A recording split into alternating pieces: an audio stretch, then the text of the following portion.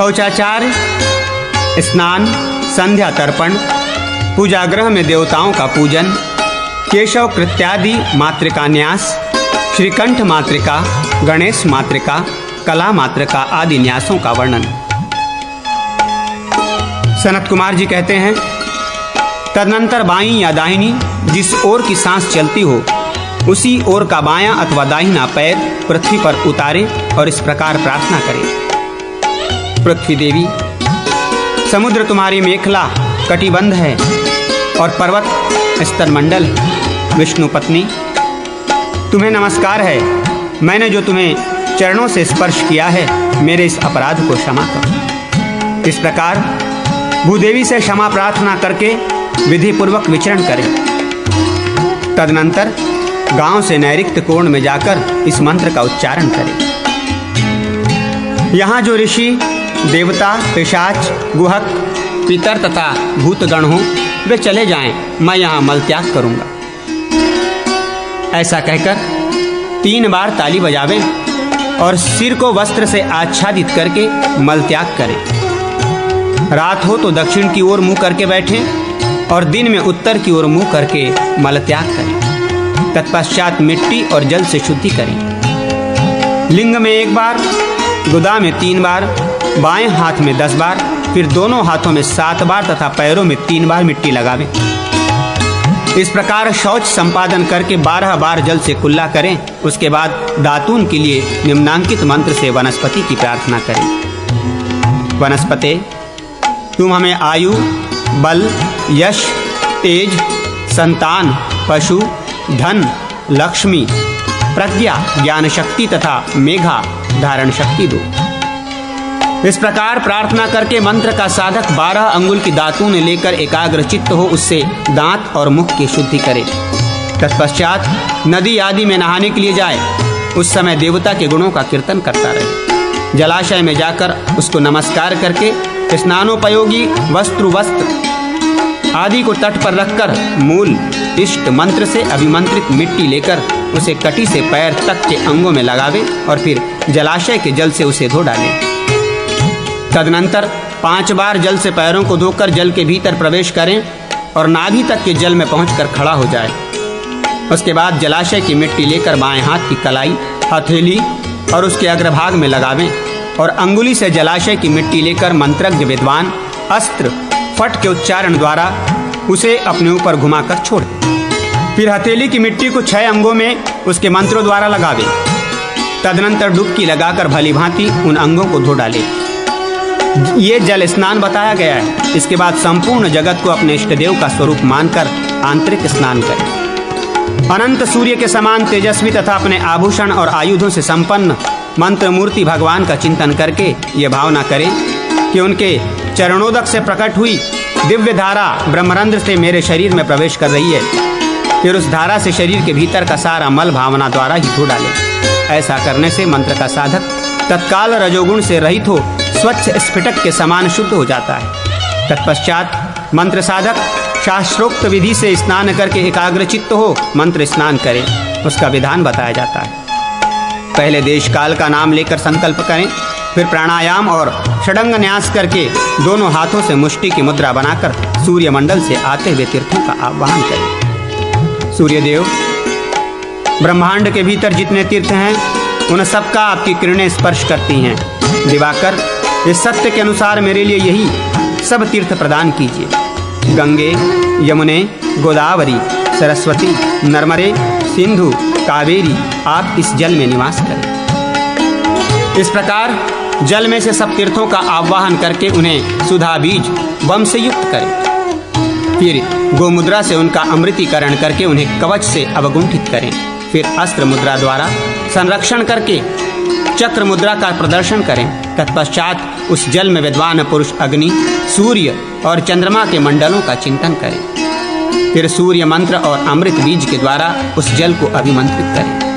तदनंतर मूल मंत्र से 11 बार अभिमंत्रित करके उसके मध्य भाग में पूजा यंत्र की भावना करें और हृदय से देवता का आह्वान करके स्नान कराकर मानसिक उपचार से उनकी पूजा करें। इष्टदेव सिंहासन पर विराजमान हैं। इस भावना से उन्हें नमस्कार करके विद्वान पुरुष उस जल को प्रणाम करें। जल संपूर्ण भूतों का और अतुल तेजस्वी भगवान विष्णु का आधार है, अतः वो विष्णु स्वरूप है, इसलिए मैं उसे प्रणाम करता हूँ। इस प्रकार नमस्कार करके साधक अपने शरीर के 7 छिद्रों को बंद करके जल में डुबकी लगावे और उसमें मूल मंत्र का इष्टदेव के स्वरूप में ध्यान करें। 3 बार डुबकी लगावे और ऊपर आवे। तत्पश्चात दोनों हाथों को घड़े की मुद्रा में रखकर उसके द्वारा सिर को खींचे।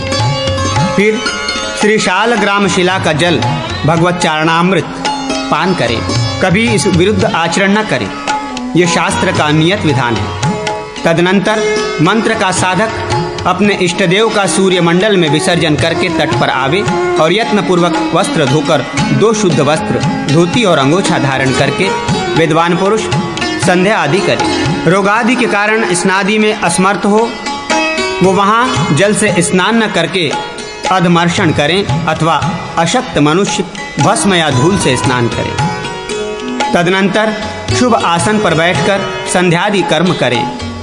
ओम केशवाय नमः, ओम नारायणाय नमः, ओम माधवाय नमः। इन मंत्रों से 3 बार जल का आचमन करके ओम गोविंदाय नमः, ओम विष्णवे नमः इन मंत्रों का उच्चारण करके दोनों हाथ धो लें। फिर ओम मधुसूदनाय नमः, ओम त्रिविक्रमाय नमः से दोनों ओष्ठों का मार्जन करें। तत्पश्चात ओम वामनाय नमः, ओम श्रीधराय नमः से मुख और दोनों हाथों का स्पर्श करें। ओम ऋषिकेशाय नमः, ओम पद्मनाभाय नमः से दोनों चरणों का स्पर्श करें। ओम दामोदराय नमः से मूर्धा मस्तक का, ओम संकर्षणाय नमः से मुख का, ओम वासुदेवाय नमः, ओम प्रद्युम्नाय नमः से क्रमशः दाईं बाईं नासिका का स्पर्श करें। ओम अनिरुद्धाय नमः, ओम पुरुषोत्तमाय नमः से पूर्ववत दोनों नेत्रों का तथा ओम अधोक्षजाय नमः, ओम नृसिंहाय नमः ये दोनों कानों का स्पर्श करें।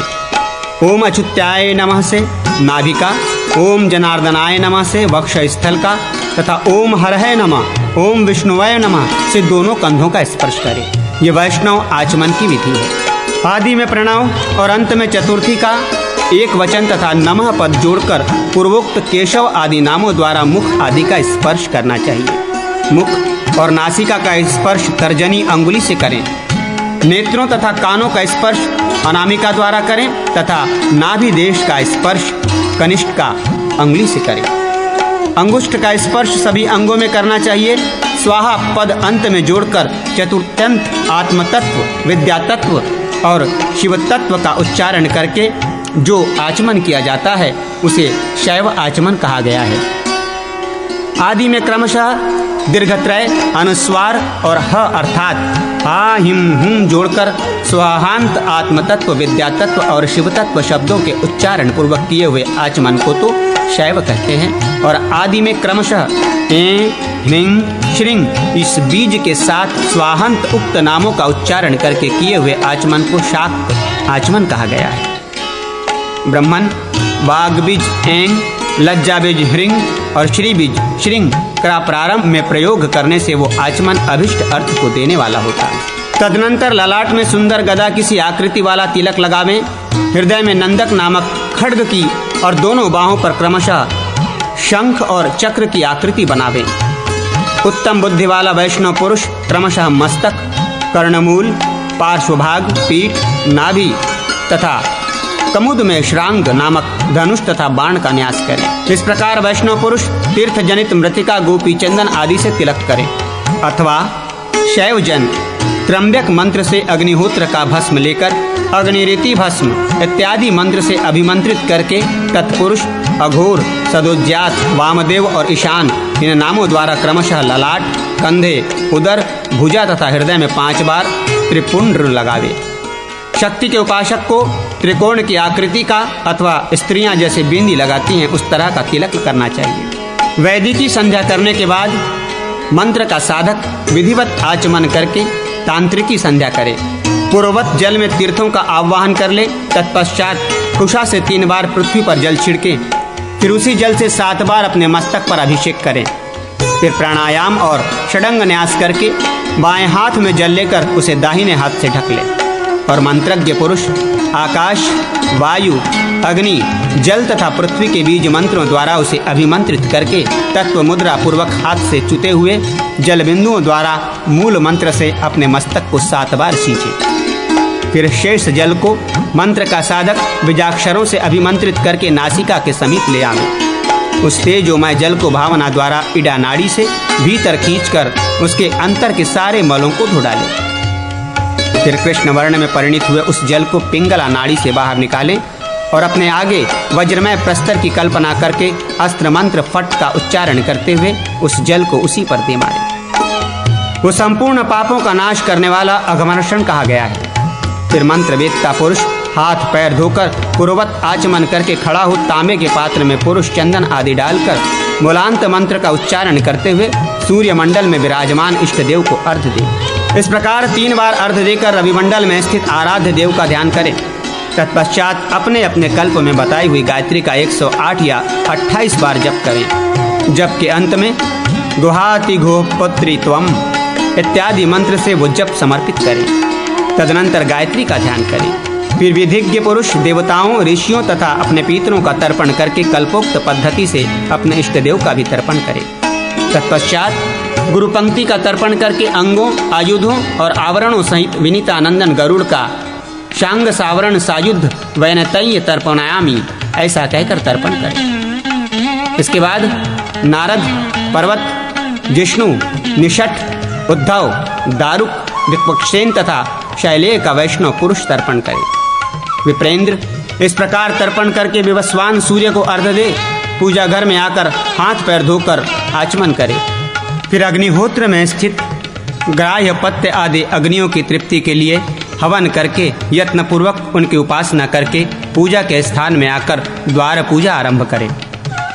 द्वार की ऊपरी शाखा में गणेश जी की, दक्षिण भाग में महालक्ष्मी की, वाम भाग में सरस्वती की, दक्षिण में पुनः विघ्नराज गणेश की, वाम भाग में क्षेत्रपाल की, दक्षिण में गंगा की, वाम भाग में यमुना की, दक्षिण में धाता की, वाम भाग में विधाता की, दक्षिण में शंख निधि की तथा वाम भाग में पद्म निधि की पूजा करें। तत्पश्चात विद्वान पुरुष तत्वकल्पोक्त द्वारपालों की पूजा करें। नंद, सुनंद, चंड, प्रचंड, प्रचल, बल, भद्र तथा सुभद्र ये वैष्णव द्वारपाल हैं। नंदी, भृंगी, रीटी, स्कंद, गणेश, उमा महेश्वर, नंदी वृषभ तथा महाकाल ये शैव द्वारपाल हैं। ब्राह्मी, माहेश्वरी, कौमारी, वैष्णवी आदि जो 8 मात्र का शक्तियां हैं वे स्वयं ही द्वारपालिका हैं। इन सब के नाम के आदि अक्षर में अनुस्वार लगाकर उसे नाम के पहले बोलना चाहिए। नाम के चतुर्थी विभक्त रूप के बाद नमः लगाना चाहिए, यथा नम नंदाय नमः इत्यादि। इन्हीं नाम मंत्रों से इन सब की पूजा करनी चाहिए।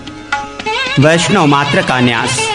इसके बाद बुद्धिमान पुरुष पवित्र हो मन और इंद्रियों के संयम पूर्वक आसन पर बैठकर आचमन करे और यत्न पूर्वक स्वर्ग, अंतरिक्ष तथा पृथ्वी के विघ्नों का निवारण करने के लिए अनंतर श्रेष्ठ वैष्णव पुरुष केशव, कीर्त्यादि मात्रका का न्यास करें।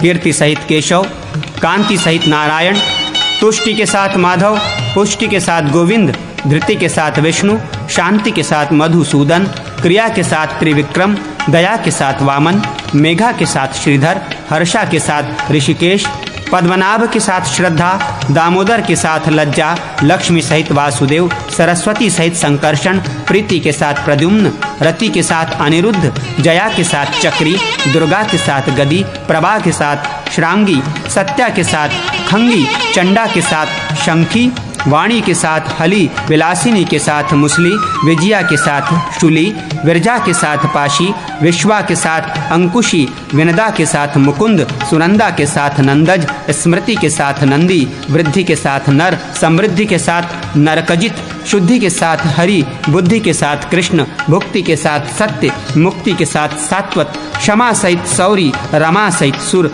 उमा सहित जनार्दन शिव, क्लेनिदिनी सहित भूधर, क्लिन्ना के साथ विश्वमूर्ति, वसुधा के साथ वैकुंठ, वसुधा के साथ पुरुषोत्तम, परा के साथ बलि, परायणा के साथ बलानुज, सूक्ष्मा के साथ बाल, संध्या के साथ वृषहंता, प्रज्ञा के साथ वृष, प्रभा के साथ हंस, निशा के साथ वराह, धारा के साथ विमल तथा विद्युत के साथ नृसिंह का न्यास करें।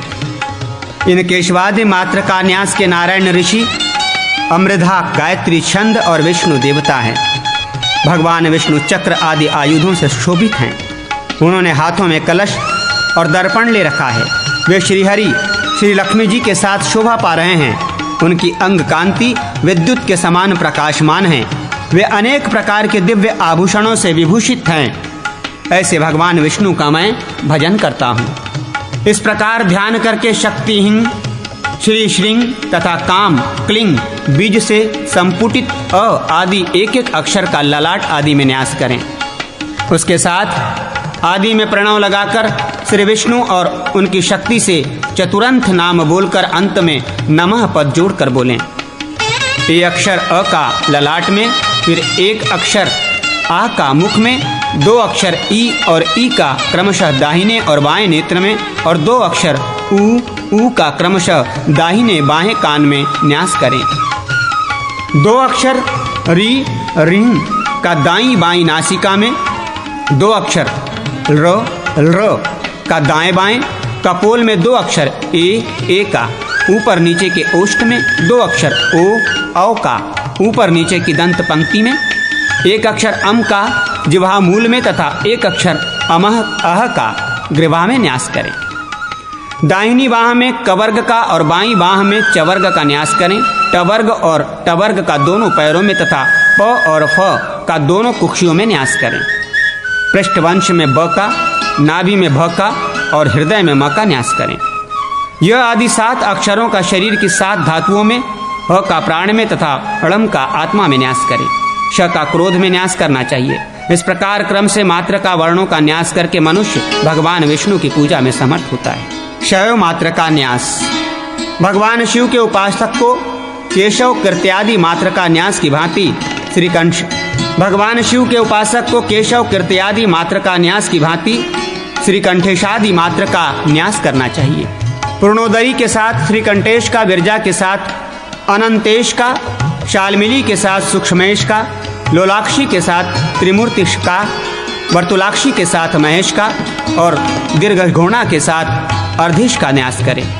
दीर्घमुखी के साथ भारभूतीश का, गौमुखी के साथ तिथिशका, दीर्घजिह्वा के साथ स्थानविशका, कुंडोदरी के साथ हरेश का, ऊर्ध्वकेशी के साथ झिंटिश का, विकृताशा के साथ भौतिकेशिका, ज्वालामुखी के साथ सदोज्जातेश का, उल्कामुखी के साथ अनुग्रहेश का, आस्था के साथ अक्रूर का, विद्या के साथ महासेन का, महाकाली के साथ क्रोधीशका का, सरस्वती के साथ चंडेश का, सिद्धगौरी के साथ पंचांतकेश का, त्रैलोक्य विद्या के साथ शिवोत्तम केश का, मंत्र शक्ति के साथ एक रुद्रेश का, कमठी के साथ कुर्मेश का, भूतमाता के साथ एक नेत्रेश का, लंबोदरी के साथ चतुर्वक्त्रेश का, द्रावणी के साथ अजीश का, नागरी के साथ सर्वेश का, खेचरी के साथ सोमेश का, मर्यादा के साथ लांगलिशिक का, दारुकेश के साथ रूपिणी का तथा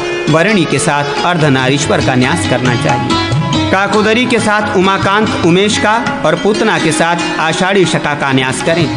भद्रकालिका के साथ दंडी शका का, योगिनी के साथ अत्रि शका का, शंखिनी के साथ मणिषेक का, तर्जनी के साथ मेषशेष का, कालरात्रि के साथ लोहितेश का, कुब्जनी के साथ शशिशका का, कर्पदनी के साथ छलगंडेश का, वज्रा के साथ द्विरंडेश का, जया के साथ महाबलेश का, सुमुखेश्वरी के साथ बलिशेक का, रेवती के साथ भुजंगेश का, रेवती के साथ भुजंगेश का, माधवी के साथ पिनाशिका का, विदारणी के साथ स्वतेरुष्के का, सचका के साथ भृगविश का, लक्ष्मी के साथ लकुलिश का, व्यापनी के साथ शिविविश का तथा महामाया के साथ संवर्तकेश का न्यास करें। ये श्रीकंठ मात्र का कही गई है। जहाँ ईश पद न कहा गया हो वहाँ सर्वत्र उसकी योजना कर लेनी चाहिए। इस श्रीकंठ मात्र का न्यास के दक्षिणामूर्ति ऋषि और गायत्री छंद कहा गया है। अर्धनारीश्वर देवता हैं और संपूर्ण मनोरथों की प्राप्ति के लिए इसका विनियोग कहा गया है।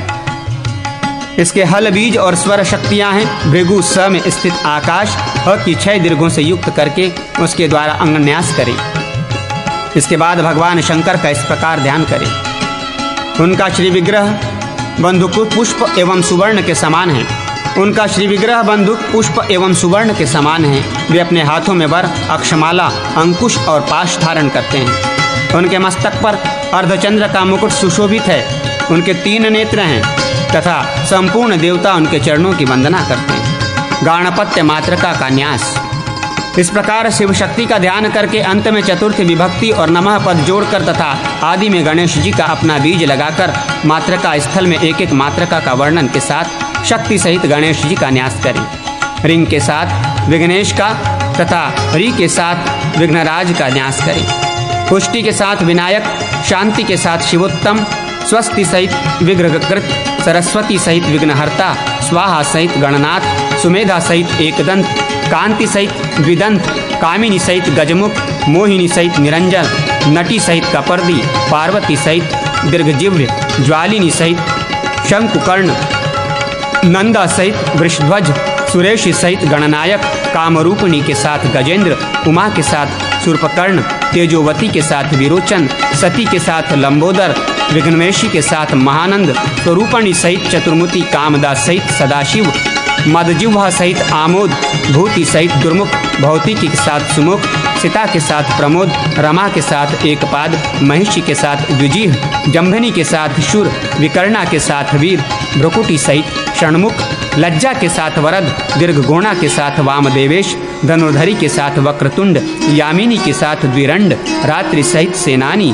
ग्रामणी सहित कामांध, शशि प्रभा के साथ मत्त, लोल नेत्रा के साथ विमत्त, चंचला के साथ मत्तवाह, दीप्ति के साथ जटी, सुभगा के साथ मुंडी, दुर्भगा के साथ खंगी, शिवा के साथ वरेण्य, भगा के साथ वृषकेतन, भ्रगनी के साथ भगिनी के साथ भक्तप्रिय, भोगिनी के साथ गणेश, सुभगा के साथ भेगना, सुभगा के साथ मेघनाथ, कालरात्रि सहित व्याप्ति, कालरात्रि सहित व्यापी तथा कालिका के साथ गणेश का अपने अंगों में न्यास करना चाहिए। इस प्रकार विघ्नेश मात्रका का वर्णन किया गया है।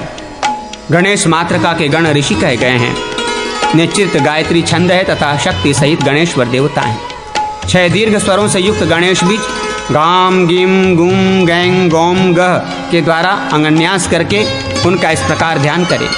गणेश जी अपने चारों भुजाओं में क्रमशः पाश, अंकुर, अभय और वर धारण किए हुए हैं। उनकी पत्नी सिद्धि हाथ में कमल ले उनसे सटकर बैठी है। उनका शरीर रक्त वर्ण का है तथा उनके 3 नेत्र हैं। ऐसे गणपति का मैं भजन करता हूँ। इस प्रकार ध्यान करके स्वकीय बीज को पूर्वाक्षर के रूप में रखकर उक्त मात्र का न्यास करना चाहिए। कला मात्र का न्यास। अब कला मात्र का न्यास बताया जाता है। निवृत्ति, प्रतिष्ठा, विद्या, शांति, इंधिका, दीपिका, रोचिका, मोचिका, परा, सूक्ष्मा, असूक्ष्मा, अमृता, ज्ञानामृता, आप्यायिनी, व्यापिनी, योम रूपा, अनंता, सृष्टि, समृद्धिका, स्मृति, मेघा, क्रांति, लक्ष्मी, धृति, स्थिरा, स्थिति, सिद्धि, जरा, पालिनी, शांति, ईश्वरी, रति, कामिका, वरदा, आह्लादिनी, प्रीति, दीर्घा, तीक्ष्णा, रौद्रा, निद्रा, तंद्रा, शुद्धा, क्रोधिनी, क्रियाकारी, मृत्यु, पिता, श्वेता, अरुणा, असिता और अनंता। इस प्रकार कला मात्रका कही गई है। भक्त पुरुष उन मात्रकाओं का न्यास करें। इस कला मात्रका के प्रजापति ऋषि कहे गए हैं। इसका छंद गायत्री और देवता शारदा हैं। ह्रस्व और दीर्घ स्वर के बीच में प्रणव रखकर उसी के द्वारा षडन्यास करें तथा ओम आम हृदयाय नमः, ई ओम ई शीर्षे स्वाहा, ओम शिखाय वषट, ऐम ओम एक कवचाय हम, ओम नेत्रत्राय वौषट, ओम अस्त्राय फट। विद्वान पुरुष मोतियों के आभूषणों से विभूषित पंचमुखी शारदा देवी का भजन ध्यान करें। उनके 3 नेत्र हैं तथा वे अपने हाथों में पद्म, चक्र, गुण, त्रिशूल अथवा पाश तथा ऐंड, मृगचर्म धारण करती हैं। इस प्रकार ध्यान करके ओम पूर्वक चतुरंत कलायुक्त मात्र का न्यास करें। यथा ओम अम नृवृत्ते नमः ललाटे, ओम आम प्रतिष्ठाय नमः मुखवृते इत्यादि। तदनंतर मूल मंत्र के 6 अंगों का न्यास करना चाहिए। हृदय आदि चतुरंत पद में अंगन्यास संबंधी जातियों का संयोग करके न्यास करें। नमः, स्वाहा, वषट, हुम, वौषट और फट ये 6 जातियां कही गई हैं। अर्थात हृदयाय नमः, शीर्षे स्वाहा, शिखाय वषट, कवचाय हुम, नेत्रत्रयाय वौषट, अस्त्राय फट इस प्रकार संयोजना करें। तत्पश्चात आयुध और आभूषणों सहित इष्टदेव का ध्यान करके उनके मूर्ति में 6 अंगों का न्यास करने के पश्चात पूजन प्रारंभ करें।